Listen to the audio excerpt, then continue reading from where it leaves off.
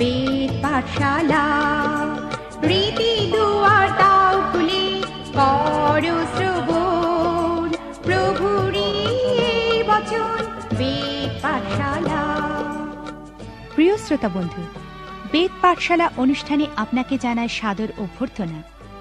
আজ আপনি কি জীবনে স্বর্গীয় শান্তি লাভ করতে চান, আত্মিকভাবে ঈশ্বরের সান্নিধ্য লাভ করতে চান? তাহলে অবশ্যই শুনুন আজকের অনুষ্ঠান বেদ পাঠশালা।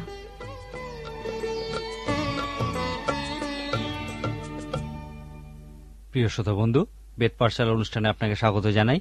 এই অনুষ্ঠানে এখন আমরা গীত সংহিতা পুস্তক অধ্যয়ন করছি, আর এখন আমরা 32 সংখ্যার গীত অধ্যয়ন করতে চলেছি। আসুন আমরা একসঙ্গে এই গীতটি পড়ি। লেখা আছে, ধন্য সেই যাহার অধর্ম ক্ষমা হইয়াছে, যাহার পাপ আচ্ছাদিত হইয়াছে। ধন্য সেই ব্যক্তি যাহার পক্ষে সদাপ্রভু অপরাধ গণনা করেন না, ও যাহার আত্মায় প্রবঞ্চনা নাই। আমি যখন চুপ করিয়াছিলাম, আমার অস্থি সকল ক্ষয় পাইতেছিল, কারণ আমি সমস্ত দিন আর্তনাদ করিতেছিলাম। কারণ দিবারাত্র আমার উপরে তোমার হস্ত ভারী ছিল, আমার সরসতা গ্রীষ্মকালে শুষ্কতায় পরিণত হইয়াছিল। আমি তোমার কাছে আমার পাপ স্বীকার করিলাম, আমার অপরাধ আর গোপন করিলাম না। আমি কহিলাম, আমি সদাপ্রভুর কাছে নিজ অধর্ম স্বীকার করিব, তাহাতে তুমি আমার পাপের অপরাধ মোচন করিলে। এজন্য যখন তোমাকে পাওয়া যায়, প্রত্যেক সাধু তোমার কাছে প্রার্থনা করুক। অবশ্য জলরাশির প্লাবন হইলে তাহা তাহার নিকটে আসিবে না। আমি তোমাকে বুদ্ধি দিব ও তোমার গন্তব্য পথ দেখাইব। তোমার উপরে দৃষ্টি রাখিয়া তোমাকে পরামর্শ দিব। তোমরা অশ্ব ও অশ্বতরের ন্যায় হইও না, যাহাদের বুদ্ধি নাই। বলগা ও লাগাম ভূষারূপে পড়াইয়া তাহাদিগকে দমন করিতে হয়, নতুবা তাহারা তোমার নিকটে আসিবে না। আমরা অনেকগুলি আশীর্বাদযুক্ত মানুষ বিষয়ক গীত অধ্যয়ন করেছি এবং দেখেছি যে তা বেশিরভাগ সময়ই উপদেশ প্রচারমূলক হয়।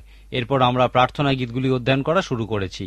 এই প্রার্থনা গীতগুলির বেশিরভাগ সময়ই আবেগপূর্ণ হয়ে থাকে। আমি আগেও বলেছি যে এই গীতগুলি অধ্যয়ন করার একটা ভালো উপায় হল, গীতরচক যখন ঈশ্বরের সঙ্গে মানুষের বিষয়ে কথা বলছেন বা প্রার্থনা করছেন, তখন তার মানসিক পরিস্থিতি বুঝতে চেষ্টা করুন। এরপর যদি আপনি গীতরচকের মধ্যে নিজেকে খুঁজে পান, তাহলে তার সঙ্গে শেষ পর্যন্ত থাকুন এবং দেখুন তিনি তার মানসিক পরিস্থিতির বিষয়ে কি করছেন। 32 সংখ্যার গীতে বা 51 সংখ্যার গীতে বা আর অন্যান্য গীতে আমরা একটি পরিচিত সমস্যার বিষয়ে দেখতে পাই। সমস্যাটি হল অপরাধবোধজনিত মানসিক সমস্যা। 32 সংখ্যার গীতে রাজা দাউদ আমাদেরকে অপরাধবোধের কারণে যে শারীরিক সমস্যার সৃষ্টি হয় তার একটা সুন্দর এবং বিস্তৃত বিবরণ দিয়েছেন। এই ক্ষেত্রে রাজা দাউদ এখানে অসাধুতা, প্রবঞ্চনা, হতাশা, দুর্দশা ইত্যাদি বিষয়ের কথা উল্লেখ করেছেন। তিনি এক প্রকার আত্মিক খরার বিষয়ে উল্লেখ করেছেন। আমরা যখন ভাওবাদীগণের পুস্তকগুলি অধ্যয়ন করব, তখন এই বিষয়টিকে প্রতীকস্বরূপ দেখতে পাব। হগয় ভাওবাদী আমাদেরকে বলেছেন যে আমাদের অবাধ্যতার কারণে কখনো কখনো ঈশ্বর আমাদের কাজের ক্ষেত্রে বা আমাদের জীবনে খরা নিয়ে আসেন। এই কারণেই ঈশ্বরের লোকেরা তাদের বিশ্বাসের যাত্রায় মাঝে মাঝে আত্মিক খরার সম্মুখীন হন। 32 গীতে রাজা দাউদ বিশেষ করে এই অপরাধের বিষয়েই বলেছেন। শমূয়েলের পুস্তক অধ্যয়নের সময় আমরা এই অপরাধকে নৈর্থকভাবে স্বাস্থ্যকর রূপে দেখেছিলাম। যদি আপনার অপরাধ থাকে, তাহলে সামান্য হলেও সাধুতা থাকবে। এই ধরনের অপরাধের বিষয়ে আমরা দুইটি দিক দেখতে পাই। আধ্যাত্মিক নন এমন মানুষেরা বলেন যে ধার্মিকতা বলে কোনো কিছুই নেই, সুতরাং নিজেকে অপরাধী ভাবার কোনো প্রয়োজন নেই। কিন্তু বাইবেল বলে অপরাধ আছে এবং অপরাধের একটা সমাধানও আছে। সেই সমাধান হলো অপরাধের স্বীকারোক্তি। রাজা দাউদ এখানে বৎসেবার সঙ্গে ব্যভিচার এবং তার স্বামীকে হত্যা করার অপরাধ যে তিনি প্রায় 1 বছর লুকিয়ে রেখেছিলেন তা বলতে চেয়েছিলেন।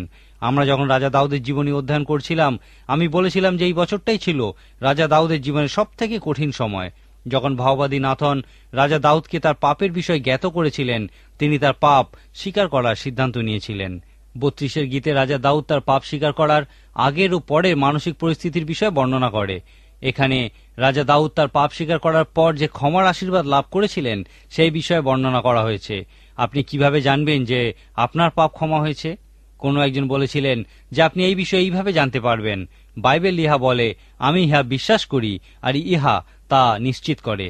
এই কথার বিপরীত কথাটিও সত্য যে বাইবেল ইহা বলে এবং যদি আপনি এই বিষয়ে সন্দেহ করেন তাহলে ইহা তা নিশ্চিত করে না।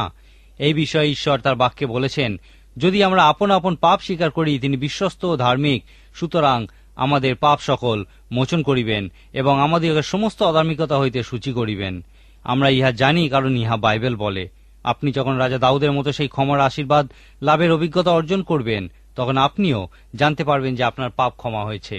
আমাদের ধ্বংসাত্মক অপরাধ সংক্রান্ত সমস্যাগুলি ঈশ্বরের ক্ষমার আশীর্বাদের সঙ্গে পরিবর্তন করে নিতে হবে। 32 গীতে রাজা দাউদ এই রকমই পরিবর্তনের বিষয় বর্ণনা করেছেন। রাজা দাউদ আমাদেরকে অপরাধ সংক্রান্ত সমস্যার ক্ষেত্রে কি করা উচিত সেই বিষয়ে দেখিয়েছেন। আপনার সমস্ত সমস্যার সঙ্গে এই 32 গীত পড়ুন এবং ঈশ্বরের ক্ষমার আশীর্বাদ লাভ করে আনন্দ করুন। আরেকটি সুন্দর প্রার্থনা গীত হল 19 সংখ্যার গীতটি। এই গীতটির 3টি অনুচ্ছেদ আছে। ঈশ্বর আমাদের কাছে বিভিন্ন পথে সত্যের প্রকাশ করে থাকেন। প্রথমত, তিনি প্রকৃতির মাধ্যমে আমাদের কাছে সত্যের প্রকাশ করে থাকেন। 19 গীতের প্রারম্ভিক অনুচ্ছেদে রাজা দাউদ বলেছেন, আকাশমণ্ডল ঈশ্বরের গৌরব বর্ণনা করে, বিতান তার হস্তকৃত কর্ম জ্ঞাপন করে। তিনি আরো বলেছেন যে এমন কোনো দিন নেই বা এমন কোনো রাত নেই যখন প্রকৃতি ঈশ্বরের গৌরব বর্ণনা করে না। তিনি বলেছেন যে সেই স্বর্গও ঈশ্বরের অসীমতার বিষয়ে প্রচার করে। আমরা মহাকাশের বিস্তৃতি বা আয়তন বিষয়ে কল্পনাও করতে পারি না। আমরা সেই সমস্ত স্বর্গীয় বিষয়গুলি গণনাও করতে পারি না। একজন মেষপালক রূপে রাজা দাউদ অনেকদিন খোলা আকাশের নিচে মাটিতে শুয়ে সেই সমস্ত নক্ষত্রের দিকে তাকিয়ে ঈশ্বরের উপর মনোনিবেশ করার মধ্যে দিয়ে রাত কাটিয়েছেন এবং ঈশ্বরও এই সমস্ত বিষয়ের মধ্যে দিয়ে তার কাছে প্রকাশিত হয়েছিলেন। 19 গীতে রাজা দাউদ আমাদেরকে বলছেন যে একদিন তিনি যখন ওইভাবে শুয়েছিলেন তখন সেই সমস্ত স্বর্গীয় বিষয়গুলি তার কাছে একটি উপদেশ প্রচার করেছিল। তাদের প্রচারের মূল বিষয় ছিল ঈশ্বরের মহিমা। ঈশ্বরতত্ত্ববিদেরা প্রকৃতির মাধ্যমে ঈশ্বরের উপদেশ দেওয়াকে বলে থাকে প্রকৃতির মধ্যে দিয়ে প্রকাশিত সত্য। বাইবেল হল মানুষের কাছে ঈশ্বরের একটি বিশেষ প্রকাশিত সত্য। এই গীতের 2য় অনুচ্ছেদে রাজা দাউদ পবিত্র শাস্ত্র সম্পর্কে কিছু সুন্দর বিষয় বর্ণনা করেছেন। তিনি বলেছেন, সদাপ্রভুর ব্যবস্থা সিদ্ধ, প্রাণের স্বাস্থ্যজনক।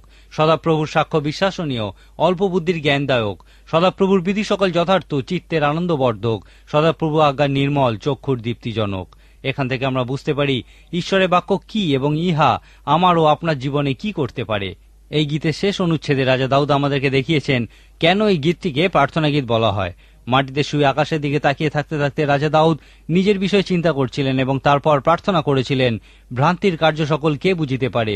তুমি গুপ্ত দোষ হইতে আমাকে পরিষ্কার করো, দুঃসাহসজনিত পাপ হইতেও নিজ দাসকে পৃথক রাখো। সেই সকল আমার উপরে কর্তৃত্ব না করুক, তখন আমি সিদ্ধ ও মহাপাতক হইতে সূচি হইব। এরপর তিনি আমাদের অতি পরিচিত প্রার্থনাটি করেছিলেন, আমার মুখের বাক্য, আমার চিত্তের ধ্যান তোমার দৃষ্টিতে গ্রাহ্য হোক। হে সদাপ্রভু আমার শৈল, আমার মুক্তিদাতা। এই 19 গীতে রাজা দাউদ যে প্রার্থনা করেছেন তা যদি আপনি অন্যান্য প্রার্থনা গীতগুলির সঙ্গে মিলিয়ে দেখেন তাহলে আপনি বুঝতে পারবেন যে তিনি এখানে প্রকৃতই বলতে চেয়েছিলেন, হে ঈশ্বর, প্রকৃতির মধ্যে দিয়ে তোমার উপদেশ প্রকৃতই সুন্দর। হে ঈশ্বর, পবিত্র শাস্ত্রের মধ্যে দিয়ে তোমার উপদেশ প্রকৃতই নিশ্চিত সত্য। পবিত্র শাস্ত্র যে শুধুমাত্র প্রকাশিত সত্য তা নয়, কিন্তু ইহা আমাদের জীবনে একটা অতি প্রাকৃতিক শক্তি জুগিয়ে দেয়।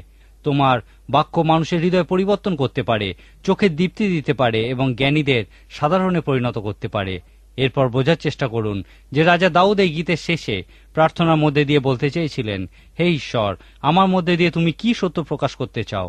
আমরা রাজা দাউদের এই প্রশ্নটিকে এইভাবে বলতে পারি, আমরা প্রত্যেক দিন আমাদের কথা ও কাজের মধ্যে দিয়ে এক একটা সুসমাচার লিখে চলেছি। মানুষেরা আমাদের লেখা সুসমাচার পড়ে এবং বলে, তোমাদের লেখা সুসমাচার কি? ঈশ্বর বিভিন্নভাবে সত্য প্রকাশ করে থাকেন। ঈশ্বর প্রকৃতির মধ্যে দিয়ে সত্য প্রকাশ করে থাকেন, পবিত্র শাস্ত্রের মধ্যে দিয়ে সত্য প্রকাশ করে থাকেন এবং ঈশ্বর আমাদের মধ্যে দিয়েও সত্য প্রকাশ করতে চান। আপনি এবং আমি হচ্ছি সেই বাইবেল যা অনেক মানুষ প্রতিনিয়ত পড়ে থাকেন। সাধু পৌল এই বিষয়ে বলেছেন, তোমরাই আমাদের পত্র, আমাদের হৃদয় লিখিত পত্র, যাহা সকল মনুষ্য জানে ও পাঠ করে। আমাদের হৃদয় বাইবেল রূপে পড়ার সময় অন্যেরা কি রকম অনুভব করেন? রাজা দাউদের প্রার্থনার সুগন্ধ আমরা এই গীতের শেষে তার প্রার্থনার মধ্যে পেয়ে থাকি, যেখানে তিনি বলেছেন, আমার মুখের বাক্য ও আমার চিত্তের ধ্যান তোমার দৃষ্টিতে গ্রাহ্য হোক। হে সদাপ্রভু আমার শৈল, আমার মুক্তিদাতা। 73 সংখ্যার গীতটিও একটি সুন্দর প্রার্থনা গীত, যা আমাদের কাছে একটি আবেগময় পরিস্থিতি উপস্থিত করে। এই 73 সংখ্যার গীতটি রাজা দাউদ লেখেননি, কিন্তু আসফ নামক একজন লিখেছিলেন।